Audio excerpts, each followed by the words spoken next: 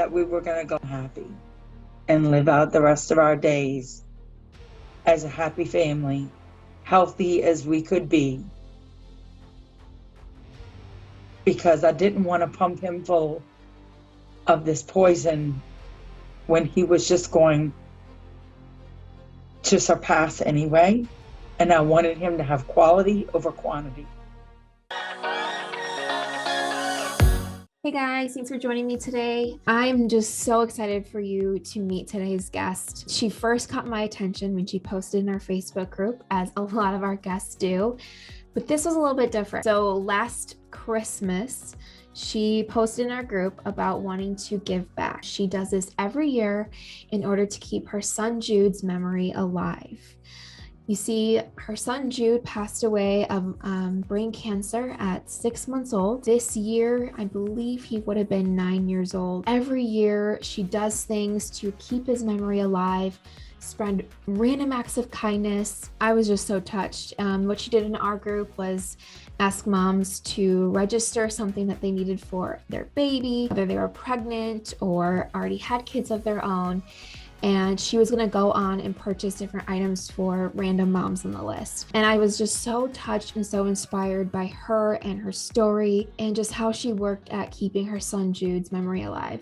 So I reached out to her and she came on the show and we just talked everything about her son, about being a mom, and so much more. You're just gonna love hearing from Ashley, just her story, and I hope she inspires you, if anything, to start spreading kindness. Random acts of kindness, that's what she really talks about.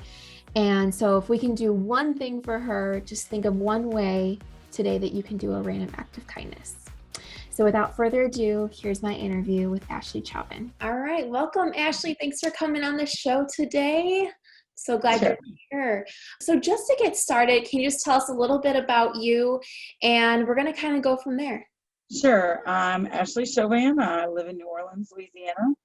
I run Show Me Chauvin, everything. I run Show Me Chauvin Crafting Group on Facebook and YouTube channel. And I also run the Be Good to Everybody movement. But those are the two big things that I run, as the Facebook group and the YouTube channel on both of those entities. So I first saw you because you joined our Facebook group and you made an awesome post about your son Jude and just how you carry on his memory through giving back to others. And I was just so touched by your story, and I love that you share his story. So let's kind of go into the reason why you do a lot of what you do, and that is your son Jude. So you kind of want to tell us the story about him? Sure. So my wife and I adopted Jude from birth in 2011. On December the 20th, we were in the delivery room, and obviously it was the greatest day of our life. He was born a perfectly beautiful, healthy little boy, and he was just magnificent. On accident, we found out on a wellness visit he was fine at 4 months old. And a couple of weeks later, we went in on a sick visit because we thought he might have had a cold. You know, every new mom panics, and he sneezed one day. So I thought, oh my gosh, maybe he's got his first cold. And we went in to check his, sickness. And they measured his height and his weight, and they said it's, normal. And I asked the doctor to measure his head because I scrapbooked. And they said, well, we don't measure his head on sick visits because his head doesn't grow, like that. It only grows little bits. And so I kind of pushed the issue because I'm a scrapbooker, or I was back then. And that's when our whole world fell apart. They measured his head, and you could see the look of panic come across the doctor's face. And she measured it again. She threw out the tape measure. She got a new one. She measured it again. She called in another doctor. They measured it again. And then they went and got the head of pediatrics to come in. And all the while, you can imagine as a mother, the look of their panic just then starts to transfer to you. And so finally I said, what is going on with our son? And they said, we think he has fluid in his head. And so they showed us the bell curve, where it was supposed to be curved, and he was now way off of the chart. His head had grown like 5 centimeters in just 2 weeks. So something was definitely very wrong. And they had scheduled a CAT scan for the next day.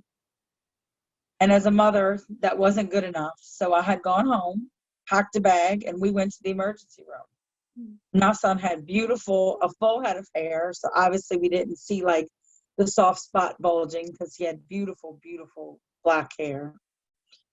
And so I went to the emergency room and I said, someone said my son has fluid in his head and I want you to check it right now. And the doctor said, what? I said, right now, I'm not leaving.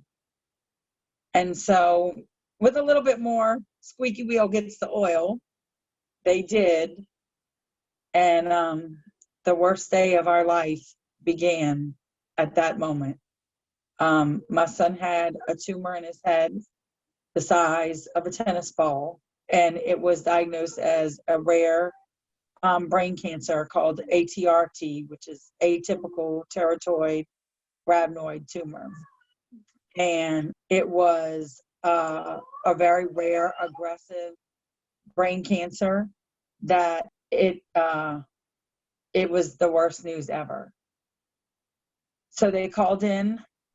They said that they had already called in the brain surgery team and the neurosurgeon team, and that they were 20 minutes out. And it was literally like, I had gone in thinking, they're crazy. They don't know what they're talking about. Because they had said, well, when was he last throwing up? I'm like, never. Look at him. He was fine. When did he last have fever? Never. He was fine. He was a happy baby, eating, no fever, no vomiting, no nothing. He was perfectly healthy. The doctors were just amazed. They couldn't explain it, how he had this giant tumor in his head and still alert, eating, perfectly fine child. So they called in the neurosurgery team and they scheduled emergency brain surgery the next day. And that night he became unresponsive, and he probably would have died from what they would have called SIDS had we not like accidentally caught this sneeze earlier that day. And so they rushed him into surgery the next morning, a surgery he probably shouldn't have made it through. And the fight began for what they said he probably won't make it through surgery. And if he does, he's gonna have the fight of his life. And so we fought. And he lost a lot of blood during surgery. And they came out several times and said, it doesn't look good. And I said, get back in there. You've got something to do. Bring me my boy. And every time it was, you bring me back my boy. Don't come back without him. And so 12 and a half hours later, they brought me my boy. And he was on a ventilator for 2 weeks, and they said he'll probably never come off. And he did. We watched him on that ventilator for 2 weeks, and he came off.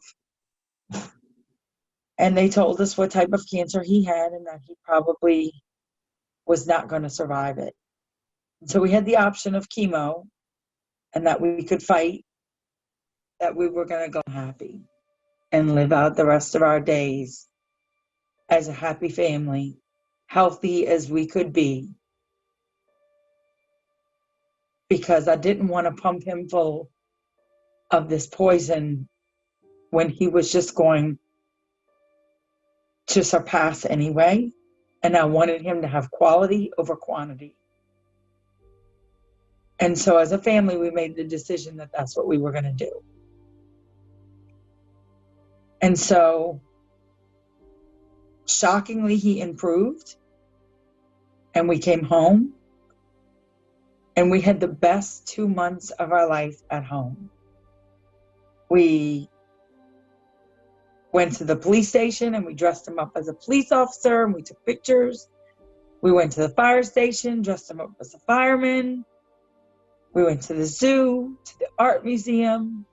We went to so many places. We made as many memories as we could because we knew that that was the only ones we were going to make. So that live like you were dying was truly what we were doing at that given moment. And so our adoption was scheduled to be finalized July 9th. And we were taking him to the beach July the 9th. We were leaving that afternoon. And July the 7th, he started to actively die. And he stopped breathing. And our world just started to crumble. And so we rushed him to the hospital. And they asked us if we wanted to ventilate him or not. And our first response, of course, was ventilate him because our adoption is final on Monday. But we decided to not because that was against our plan. And we didn't want him to die like that. And we wanted him to die with dignity. So on Friday, we held him. And he fought for 3 days. And on Monday morning, the judge called at 10:45 and finalized our adoption while he fought every single breath he took and finalized our adoption. And all of a sudden, nurses came in like cockroaches. It was crazy. They said, "Is it final? Are you sure?" And we said, "Yeah, we think so. The judge just said." And they were like, "Okay, good." And they just started snipping and cutting. And we were like, what is going on? We were so confused. And they came in and they're like, "Give me your hand. Give me your wrist. Take Jude. Give me his foot. Give me his wrist." And we were like, what in the hell is going on? And they changed all of his bracelets so that he would die ours and not die his other last name. So as hard as that was to swallow, it was amazing because that was such a gift that he was ours for that little bit of time that he was officially ours. So we kicked everyone out the room and they brought in a big bed, a big hospital bed. And my wife and I laid down with him in the bed. And we all went to sleep. And we all laid down together. And at 12:45, the neurologist and the neurosurgeon came in and woke my wife and I up. And he was gone.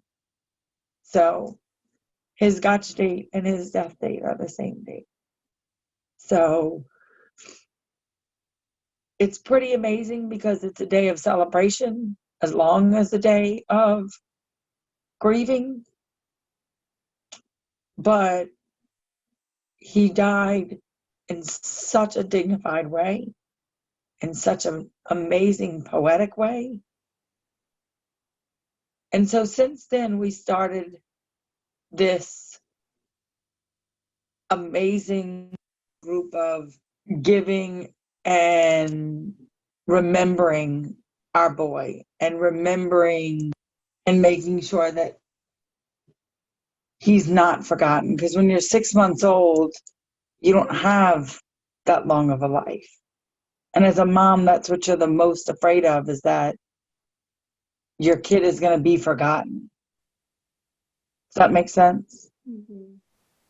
Yeah, absolutely. Wow, what an amazing story, and like how you, I mean, I'm just like, you're so strong in telling your story, and I just think like for as short as his life was, like how lucky was he to be a part of such loving parents and a loving family around him in his final days. I just think that's really amazing, everything that you did for your son and what you do now to keep his memory alive. So I just have to commend you for, everything, and your strength and how you share your story and Jude's story. You do a lot now to kind of raise awareness and share Jude's memory. And so what are some ways like that you really keep his memory alive? So when we started the crafting group, the Show Me Chauvin crafting group, we have what's called Jude's Journey Room in Children's Hospital. And it's a bereavement room where when children are actively dying, the mothers there or the children there can request anything they want. If the mothers have never gone home with their children, we decorate the room to look just like a nursery, to where they feel like they are at home and they have that feeling, because some mothers never got to ever go home to their nursery that they have decorated and they got to experience. If a child has, if they're 6 years old and they wish they could have grown up to be a Marine, we give them the money to decorate the room and get anything they want to be a Marine in those final days before they die. That's one of the ways we honor Jude, is the Jude's Journey Room. Another way is every year, either on or up to Jude's birthday, we do random acts of kindness. And we encourage the people in the craft group to do random acts of kindness. So this year, my big thing was, I thought, well, COVID kind of screwed up everybody's family, everybody's togetherness, everybody's excitement. Nobody could get together. Nobody could, it kind of like stole everybody's joy. It did. It like sucked. And that's the one thing that I love the most, is my family. And I miss my own family. Like, we aren't getting together for Christmas. We couldn't get together for Thanksgiving. I thought, you know what? I bet you there's a lot of moms out there that need stuff. So I'm going to do what I do best. I'm going to rally my troops and I'm going to spoil the hell out of these moms. So I joined your groups, and you've got a lot of them.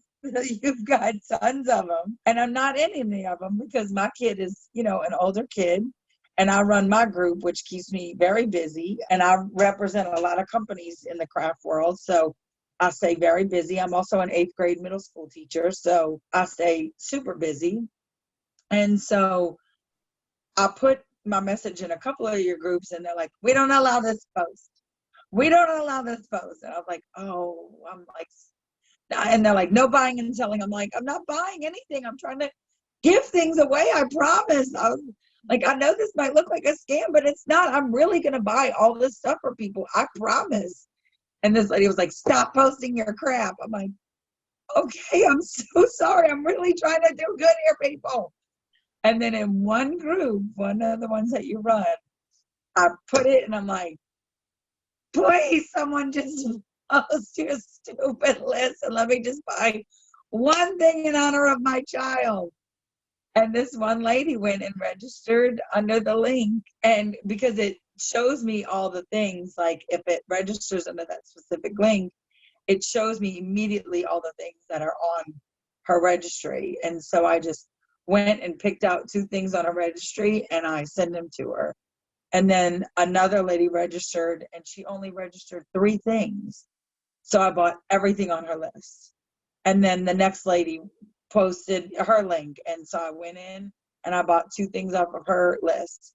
And every single person that posted a link that registered from that link, I went and bought 1 thing off of their registry. So then another thing that I did was I took all of the registries and then posted it in my big craft group and told everybody, adopt one of these moms. Pick a mom, adopt a mom, put your name under it and saying, I've got this mom. Pick something off their list, buy it, and send it to them. That way, all these moms are going to have something because they got gypped out of baby showers. They got gypped out of work baby showers, home baby showers, sharing with different, they got gypped out of that. And that sucks. Mm-hmm. And so on all their little cards, I wrote, always remember baby Jude. And I sent it to them. And a lot of them got it on his actual birthday, which was really cool. But some of their items were like on back ordered. So they'll get them like all in January and December and different times. So it's going to be scattered. So they'll always remember my boy, and it'll always keep his legacy going. And then hopefully they'll remember and they'll be like, oh, that, poor lady, or that crazy lady, or that weird lady that, posted that weird stuff that one day, maybe I'll do something nice. Maybe I'll go buy somebody's coffee, and they'll remember my boy that day, and then it'll just keep resonating. And even if they don't remember my boy, the kindness will resonate, because in this day and age, there's not enough of that kindness. Absolutely. I think that's incredible what you're doing, because especially, around this time and this year alone, it's just been like nuts. Like, it's been terrible. Yeah, and it's like one thing after another. And, it's like one of my best friends had a baby this summer and she couldn't have her baby shower. And so, it's just all people are just trying to get creative of how they can connect and give back. And so I think it's amazing what you're doing of, spreading this kindness. And I understood your group rules, because trust me, we do the same thing in my group, with like none of this stuff and none. And I thought, God, I'm that person today. I was like, I am that person who totally is not doing. But then I thought, it goes to show you that, you're like, you just have to be persistent. And I thought, I'm just going to keep trying and keep opening myself up, and eventually it'll take. And, it's amazing that, and there was a couple of women who reached out to me and said, thank you so much. Like, that one thing. And there were a couple of women who said, oh my God, I didn't even think to register. Like, I've been so busy with moving, or I've been so busy being depressed because I had COVID, or looking out for COVID, or, I've been so sad, or I've been so excited about being pregnant, I forgot to even think about registering, or, this is my second child, but a different sex. I didn't even think, and have been writing saying, thank you so much. And thank you for being so open about your story. And thank you for, or my youngest child had cancer too. Thank you for sharing your journey. And so it really has started a whole different conversation and network. And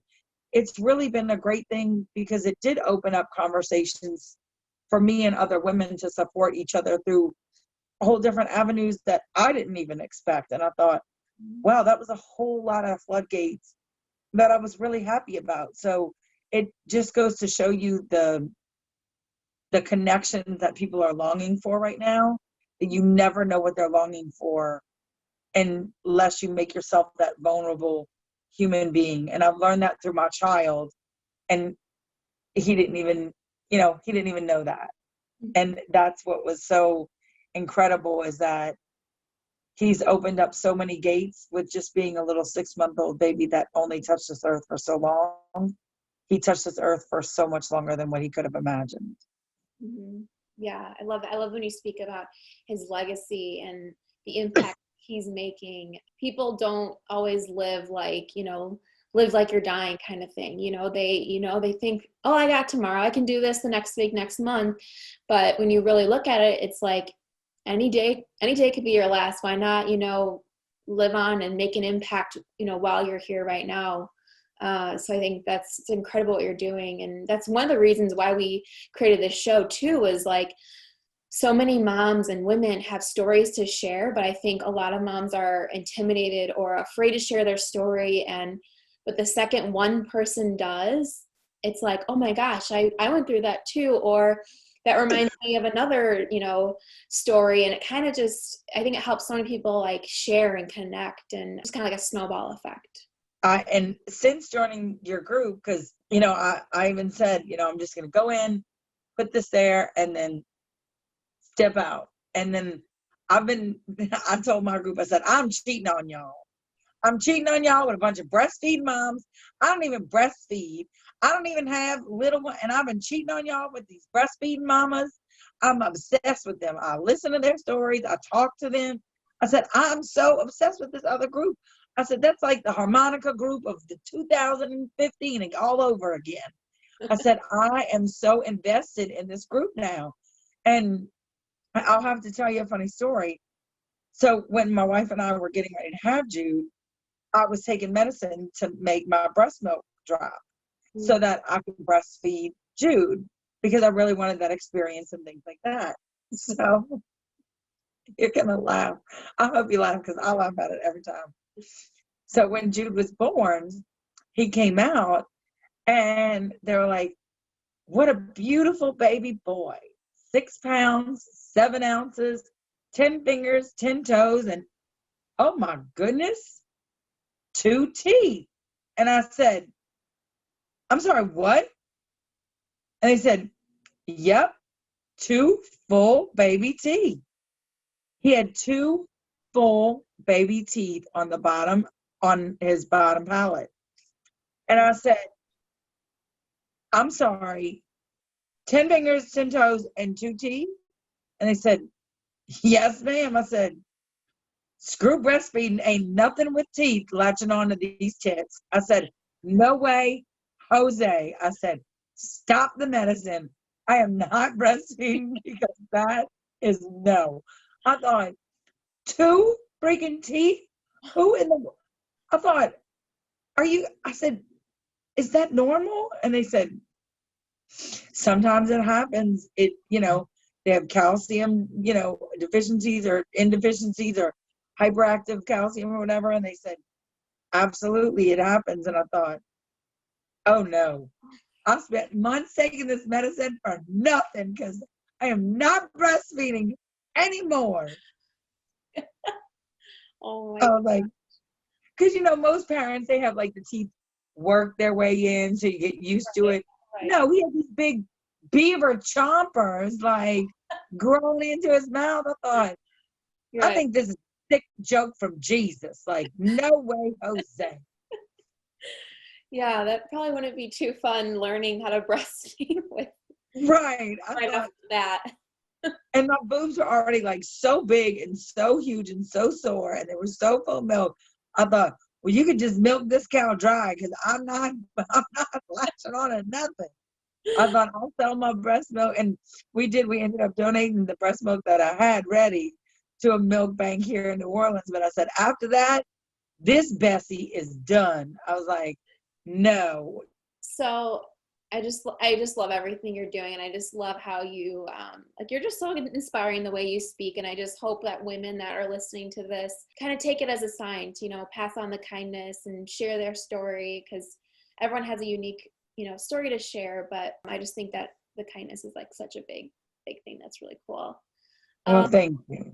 Yeah. So what would you say is the best part about being a mom?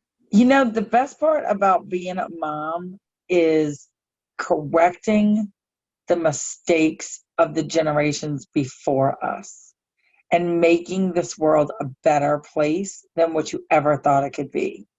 Like with my son, Luke, I see such potential in him to make this world such a great place. And I see hope within him. And that's the best thing about being a mom is you see the hope in the generation. Like some people see, oh my God, this world's going to suck with it. And I don't. I see like, man, my kid is going to rock it. Like, it's not, are you going to be a doctor? Are you going to be a lawyer? My question is always, what kind of doctor are you going to be?